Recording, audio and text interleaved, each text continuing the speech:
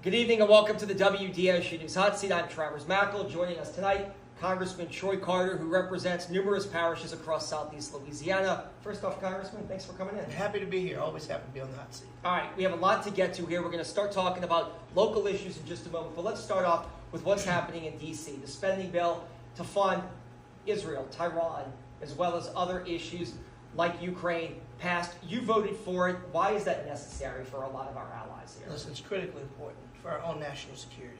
When we talk about supporting our allies, making sure that we're secure abroad, to make sure that we're secure at home, it's critically important. And we know the strategic alliances that we have are critical to protecting us from the onslaught of terrorism, insurgency into America.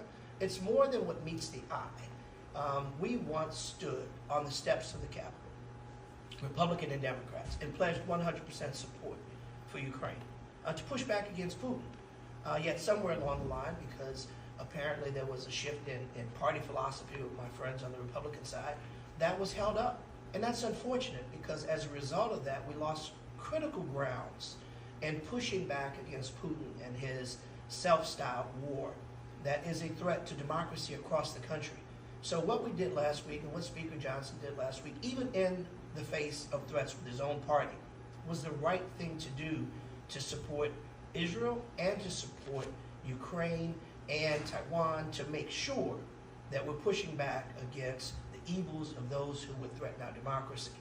We know that there's a lot going on in the Middle East. We know that there's so much need for humanitarian aid in Gaza because there's so many people that are dying senselessly, and we need to get a stop to it as soon as possible to end the onslaught of innocent lives, women and children that are being slaughtered needlessly and in a horrible way. And so what we did last week was a push in the right direction to hopefully end the war and get back to some semblance of democracy. Because back here at home, this has been a hot button topic. You've seen what's going on local college campuses. It seems like it's a lightning rod for controversy, even here locally, with what's going on between Israel and Gaza. A lot of passion going on. A lot of passion going on. What I would encourage everyone out there, regardless of which side of this you fall, is to be able to communicate and have your civil disobedience done in a way that is respectful, that doesn't cause harm to anybody else.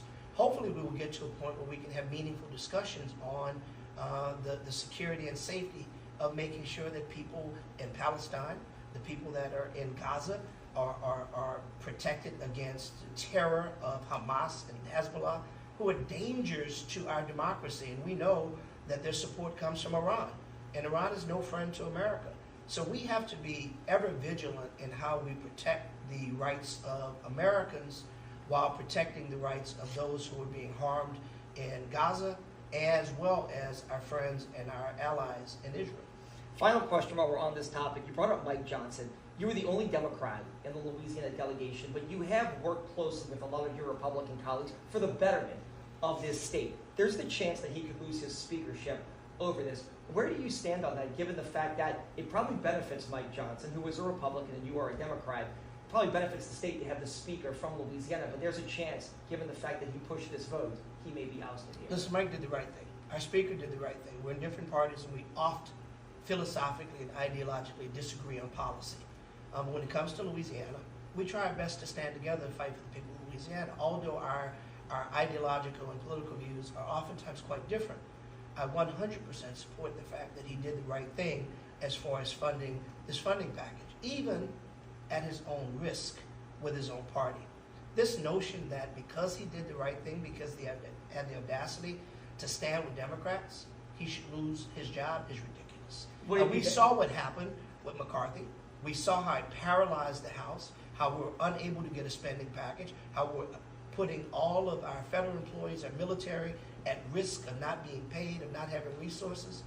We can't go through that again. The American people deserve better. That's what I was going to say. Does it hurt the American people and Congress as a whole if he is ousted and there's gridlock again trying to get another speaker in? Every time we freeze our motion, every time we go through these machinations of not being able to do the public's business, the confidence in America, the confidence in Congress, and the confidence of its leadership wanes. We cannot afford that, particularly at a time like now, when there's so much unrest in the world, when our superpower status of protecting our allies and world peace is something that we should all be on the same page for.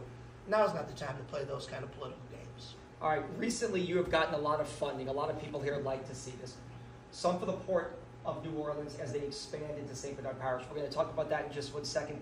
But let's talk about your criminal justice reform issues here in the city of New Orleans. You've got somebody for the crime lab. Crime is top of mind for a lot of people watching this, especially in New Orleans and Jefferson Parish. Why is it necessary to keep that federal money in this area to make sure that people are safe? As you know, federal dollars, like any dollars, are very competitive. So we all go to Washington and we fight to bring back as many dollars as we can to support our state and support our local communities. Crime, obviously, in New Orleans is critically important. And so all hands have to be on deck. So rather it is funding the crime lab, which is so critically important because we know since the storms, we've not had a fully functional crime lab. We've had to use the state police. Well, now we'll be able to have our own crime lab. And what does that mean? Access to the most modern technology, making sure that we're able to open cold cases, making sure we're able to use DNA and other state-of-the-art technologies, making sure that we have money for crime prevention. Because at the end of the day, we'd much rather prevent crime than arrest crime. If we can stop people from becoming criminals, that's far better than catching someone. So we've got to invest money in making sure that we stop the bad actors before they become bad actors. And so we've pumped in millions of dollars into this area to make sure that we partner with our local police department, with our state police, with our communities, with the sheriff's offices, to make sure the resources are in place to protect our communities. Let's talk about guns. You're familiar with this. Before you were in Congress, you were in the Senate. Before that, you were on the council. And before that, you were a state house member who represented Algiers. And you were telling me before you passed the first carve-out district in the city of New Orleans to make them gun-free zones. It's a hot topic right now. Our local delegation is trying to make essentially a big portion of the city of New Orleans a carve-out gun-free zone, the French Quarter and the Warehouse District. Is that necessary? Yeah, sure it is. But I'll tell you what's really necessary is that we not have people running around like the Wild Wild West, everyone carrying a gun concealed without a duty to inform even police officers. This measure puts police officers at risk, puts communities at risk, because now anyone can tuck a firearm in their waistband, and when the police comes over, they don't even have to inform them. Under old law, you had the duty to inform. Officer, I have a loaded pistol in my glove box. Officer, I have a loaded pistol, just by way of disclosure. When you remove that duty to inform, when you remove those safety belts that protect citizens and law enforcement, it's very dangerous. Now, in 1992, a brand new, fresh member of the Louisiana House of Representatives, I passed gun-free zones for Louisiana. Gun-free zones that set up safe places around public schools. So you couldn't have a firearm anywhere within 300 feet of a school, or you would have enhanced penalties. Here we are in 2024, and we're looking at repealing that and making it okay for people to have guns everywhere. Should we have carve-outs? Absolutely. Should guns be around schools? Absolutely not. Should they be around hospitals? Absolutely not. Should they be around courtrooms, in the French Quarter, around Mardi Gras parades? Truth of the matter is, I'm a gun enthusiast. I have a gun permit. I like to hunt. I am a strict constitutionalist, so I understand and appreciate the necessity of the Second Amendment. But I also understand that we should have the absolute training, background checks, making sure that people are licensed and know the safety measures of how to handle a gun. My God, you have to have a driver's license, a license to drive a car. Right. But you can have a gun without one. You can't buy a beer, but you can carry a gun. You can go to war at 18, but you can't buy a pack of cigarettes. Now, I'm not advocating people be able to buy a pack of cigarettes, but the point I make is, if these requirements are in place to prevent people who should not have guns, to have proper licensing and permitting, you certainly should have them for a person who's carrying a loaded firearm. Really quickly to follow up on this, because it's such a big talker right now. I know it's 32 years ago, but how did you get that passed? Because right now, for some of your former colleagues in the House and Senate as Democrats, it's an uphill battle. It seems like we are in a hyper-red state, and a lot of senators and House members just are not going to push something like this through. So how did you do it 32 years ago, and what do they need to do now if they'd like to see this happen for the city? Well, 32 years ago, we had a Democratic governor, and our state was still blue. So we had different views on gun control, different views on global protection for people, be they Republican or Democrat. Unfortunately, somewhere along the line, we have now shifted from what I think is common sense to partisanship. Those bullets know no race, they know no color, they know no party. And we have to be smarter than just being partisan. Listen, I'm a proud Democrat, I make no apologies for it. But when it comes to working together with Republicans, Democrats, others to protect lives, to protect communities, to make sure that we are having the necessary safeguards and guardrails in to protect people of all races, all colors, and all parties, we've got to be better than that. We've got to be smarter than that. We just can't hide behind our party and say, oh, this is the talking points for our party, so therefore, there is no notion in my mind. I can't speak to everyone, but I can speak for myself and for a majority of my party. No one is trying to take your guns away. You can keep your guns. Let's just be trained. Let's have a permit. Let's make sure that they're not falling in the hands of the wrong people, and let's protect our community. That's what this should be about. That's what the debate should be about. Not about which party is winning. We're Americans, and our role should be to fight for America, not for our party. Really quickly, not to rush you, because we do want to get to a couple more topics, especially insurance. Let's talk about the port. The money that you secured, it was tens of millions of dollars. There is pushback, though. St. Bernard is still fighting this legally in court, but it does seem like it's full steam ahead for the Port of New Orleans and this project that's going to expand. Listen, from everything from expanding to being able to have expanded containerized shipping, but also making sure that the trucks, the many trucks that come in, are environmentally friendly, to make sure that we're reducing emissions. The last $7 million was to make sure that we outfit trucks to make sure that they are reduced emissions. But the expansion into St. Bernard, into one port, into having, while we have multiple ports and everyone's free to have their autonomy, we really ought to be looking at us being one. Not taking away anybody's authority within their individual ports, but we should swing from the same vine, working together. And to our friends in St. Bernard, I have pledged to work closely with them to make sure that we mitigate whatever the issues are, whatever the concerns are, to make sure that this expansion is good for St. Bernard, good for Jefferson, good for Orleans, good for Plaquemines, and good for our entire state. Because remember, we should not be competing against each other as a port. The rest of the world, those are the ones that we compete against. We're Louisiana, and we once had the strongest port, and we will again. These resources will get us a long way to rebuilding and strengthening our port, so we can have the kind of jobs, economic development, and commerce that we know our port can handle. Yeah, I think people want to go back to what it was as well, too, to make sure that we are one of the strongest ports in America. Let's talk about insurance right now. Next to crime, that is probably the #1 issue. People feel like they just can't afford it. Homeowners say, I'm getting priced out. Businesses don't like it. Obviously, a lot of this is a federal issue with risk rating 2.0. How are you working with Tim Temple, who is a Republican, but I think it's bigger than politics here? How are you working with the state to try to get people more affordable insurance? Well, you know, there are two parts of this that people should understand. So, flood insurance is a federal program. The National Flood Insurance Program is fully funded by the federal government, operated by the federal government. The homeowners insurance is regulated by the states. So we are working to help any way that we can with the commissioner and the legislature to come up with means of dealing with property and casualty insurance. We know the risks, we know the pain, we know the exponential jumps in cost that have been happening. So we pledge ourselves, the federal government, to work with the state to help come up with those resolutions. Now, shifting to flood insurance, which is singularly as property casualties for the state, flood insurance is singularly on the federal government.